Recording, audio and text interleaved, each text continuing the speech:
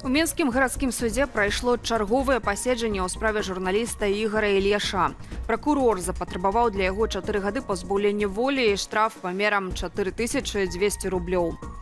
Ігора Ільяша вінавацяць паводле некалькіх крымінальных артыкулаў: дыскрэдытацыя Беларусі і спрыянне экстрэмісцкай дзейнасці. Падставай для абвінавачання сталі аналітычныя матэрыялы журналіста. Падчас паседжання Ігор выступіў з апошнім словам, у якім адхіліў усе абвінавачанні і не прызнаў віны.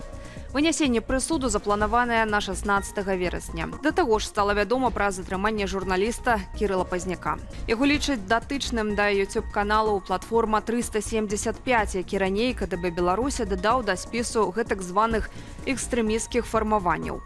Камітэт дзяржаўнай бяспекі абвясціў платформу 375 экстрэмісцкую 4 верасня.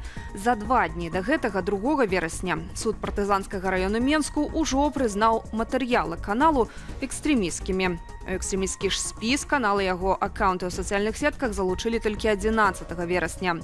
Платформа 375 паўстала ў 2021 годзе. Там ладзілі дэбаты з удзелам як праўладных прапагандыстаў, так і іхных апанентаў, якія выехалі з Беларусі.